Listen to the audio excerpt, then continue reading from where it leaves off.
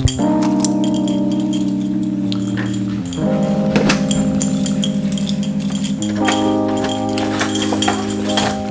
up, guys? Today is a very exciting day. Now, you might remember me saying something like this.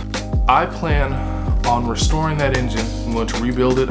Yeah, I said that I was going to be rebuilding the 240, and I am.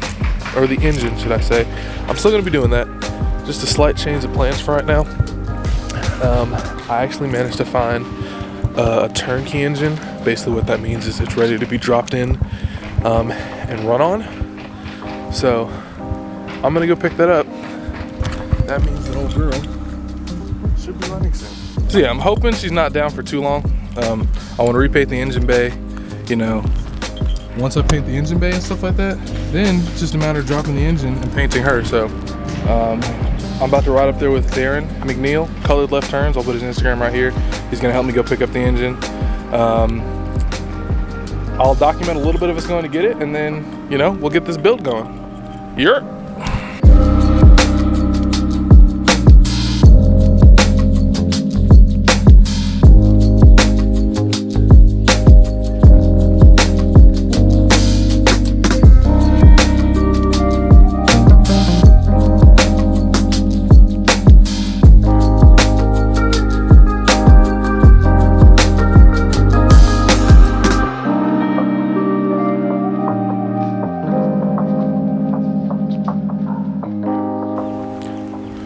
Alright guys, so where I left off, we had just picked up the engine in Myrtle Beach.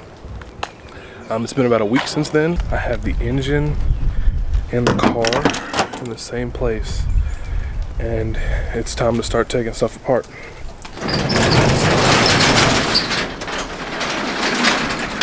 As you can see, I got old engine. I got the new engine under a seat that's going in the car too. For those of you that didn't see like exactly what happened, if you look in there, I'll try to focus on it. You can see that is a hole in the engine. It's not supposed to be there. So that's why I got this one to replace it with. My goal for today is to get the engine completely disconnected and ready to be pulled. That's the realistic goal. I'm pretty sure I can do that. Shouldn't take too long. Bonus goal, pulling the engine possibly. Might pull that out today. Bonus goal, which would be crazy if I get that done today, is pulling the old one and putting in the new one today. And then just miracle goal is that I can pull the new one, hook it up, and get it running today. Doubt that's gonna happen, but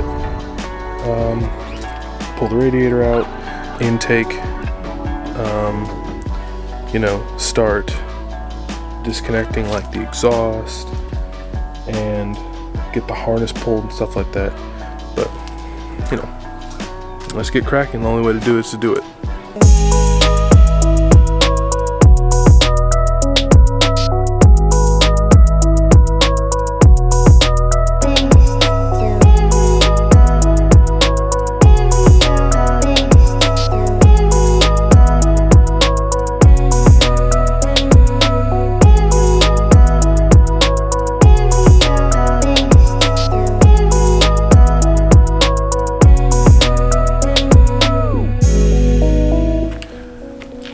Do not forget that if you're going to be jacking the car up at all, you use jack stands or a tire or something. Just put something under the car so, you know, it doesn't fall and like crush you.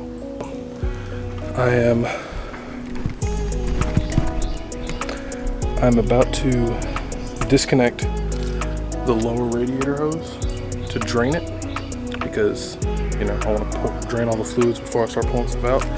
Make sure if you do this, if you have coolant in the car, which you might just have water. Water's actually better at dissipating heat than coolant. Try to have like a bucket or something, or a pan to catch the water, just because you don't want it's chemicals, you don't want it going off into the environment. So just try to do that.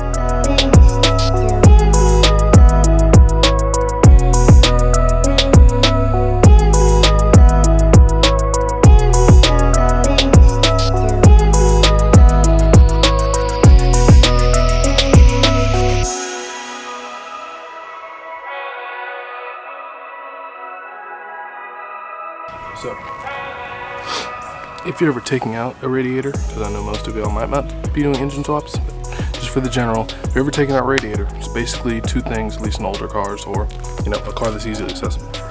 You want to disconnect your hoses. So it's usually just an upper and a lower. I say do the lower one first, pop your cap so that the air can flow, drain the coolant or water that's in there, and then you should just have like 2 screws at the top that mount it in, and then it should slide right out. You might have to get rid of your fans or something, but luckily once you take the intake out, there's plenty of room in here. I already got rid of my clutch fan, so I have 2 electric fans bolted onto the radiator, but you know, 2 screws and you drain it and it pulls right out.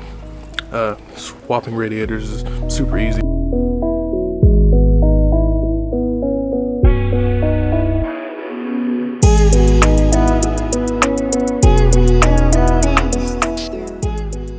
Now that I've done that, you can see how much more room there is in front of the engine.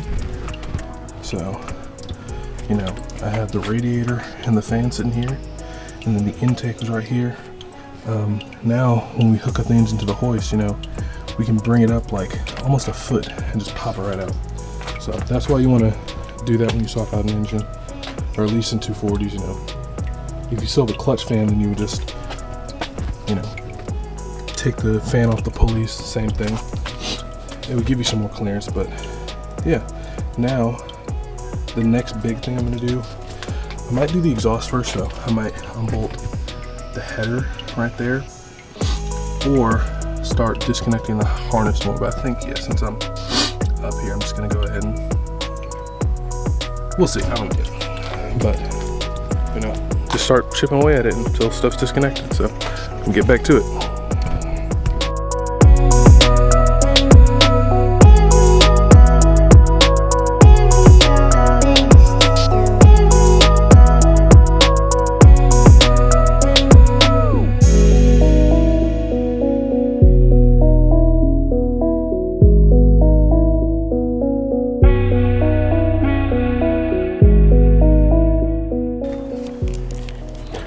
So, I mean, now, as you can see, I disconnected the harness completely from the engine, so, you know, all the grounds and everything are disconnected. Pro tip, when you're unscrewing stuff, put it back, you know, where you had it until you need to reinstall stuff. The only things I really need to unhook now from the engine, I need to disconnect the fuel line, which you can see, still got a fuel line. The fuel return line, which is back here, and sorry for the sniffling, it's allergy season. Salutes to my fallen allergy brothers. Moment of silence. Okay, hopefully allergy season will be done soon, but I need to disconnect that. I need to disconnect this power steering line. So I have this stainless braided line I need to disconnect right here. Still need to do the header, and then that's pretty much it. I mean, I'm gonna leave all the other stuff on, so, you know, don't need to undo the belts, don't need to undo like the ignition wires and stuff. All that stuff can stay. Once you disconnect everything from the engine, I took out the radiator, I took out the intake, I disconnected the harness completely. I'm going to take off the exhaust, at least the header, disconnect the exhaust. Fuel lines, drain the fluid, so oil and coolant. And then you need to unbolt it from the transmission. I'm not pulling the transmission too. If you're pulling the transmission as well, then you could just unbolt it from the drive shaft and kind of pull it and work its way out. I'm not doing that, so I just need, I think it's 5 bolts on the back of the on the transmission, the bell housing. Unbolt that, and then you got 2 motor mounts at the bottom, and then, you know, hook it up to a hoist, and start pulling. So I don't have a hoist right now. I need to get a hoist. Hopefully I can do that today. If not, then we'll be picking up here tomorrow. But yeah, it's not very difficult to do this stuff. It's really just a lot of unscrewing things. So, bye. All right, guys, what's up? We're back for day 2. Yesterday, I was not able to pull the engine out. I did get it ready to pull for the most part, so I didn't record me taking the exhaust off, or the header, so see the header's off. The only things that are connecting the engine to the chassis now are the fuel lines, which is 2 clamps, the power steering line, which is 1 disconnect, and then the transmission, which is again 5 bolts. Man, the next thing to do is just pull it, so I'm gonna start getting things ready and see if we can pull her out.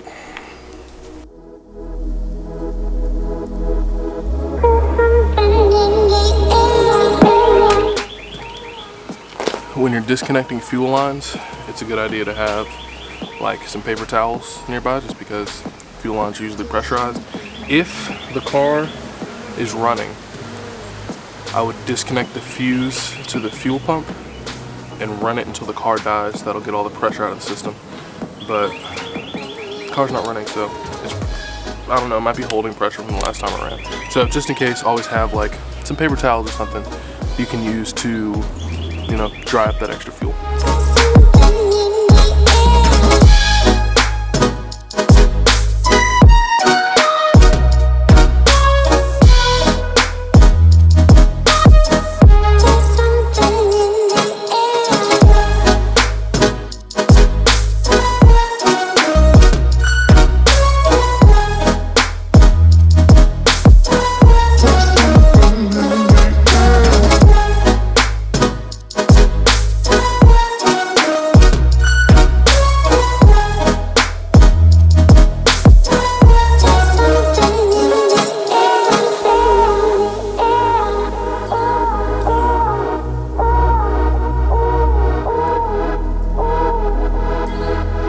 There's something in the air.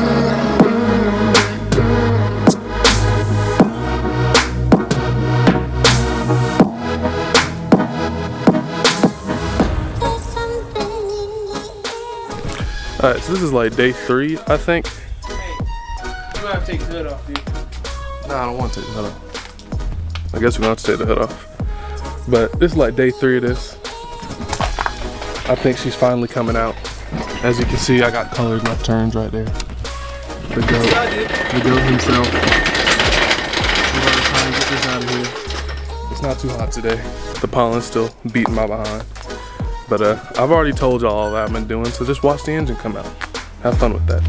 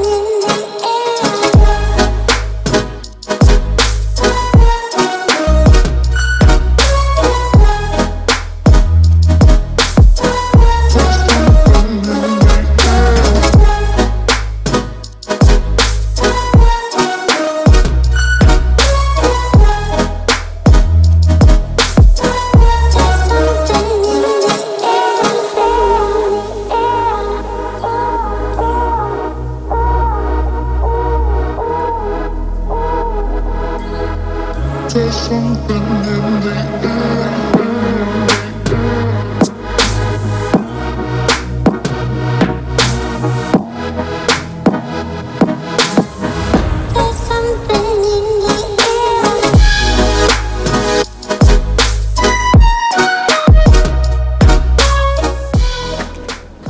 As you can see, she's out. Yup. So I'm gonna give y'all a better look at what happened now that we got the engine off. You can see, I don't even know if you can see in there, it's so dark. Yeah, probably not. But she's missing a rod. It's a big old hole in the side of my engine. I can stick my hand in there. That's cool. I'll call you when Look you at get that. It's crazy. But that's okay. The engine's out now. So I gotta clean her up because as you can see, about 30 years of like grime in there. I'm gonna pressure wash her. Might pressure wash him. No, what? He finally showed up. But she coming along, I guess. There's something in the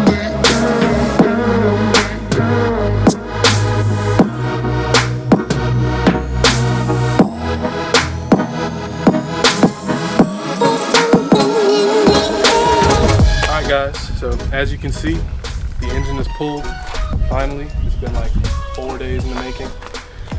I was gonna make this one long video, but I've decided I'll split it up into a few. I'll probably make a video cleaning the engine bay, and then once we button things back up, I'm gonna have her rolling. I'm trying to be rolling here in the next few weeks because I hate my other car. Sorry, it's sitting right there, I hate that car. So I'm trying to be rolling in this one soon so I can be, you know, fast and furious, taking over Wendy's parking lots and stuff like that. But yeah, I hope you enjoyed this. I hope you learned something from it because a lot of y'all really don't know anything about your cars, and it shows. So hopefully you can learn a little something from this. I'm probably gonna have some videos more focused on photography coming out soon. Stay tuned. Thank you to Colored Left Turns, Darin Mcneal right there. That man's the GOAT. It's all possible because of him. Shout out to Black Ranger, who, you know, the role's kind of reversed right now. He on the camera right now. He missed the actual work, and his hands are still clean. But I'm glad he showed up in the end. Yeah, my hands look like this, so that his can look like that. But all right, y'all take it easy. Catch you on the next one. Peace.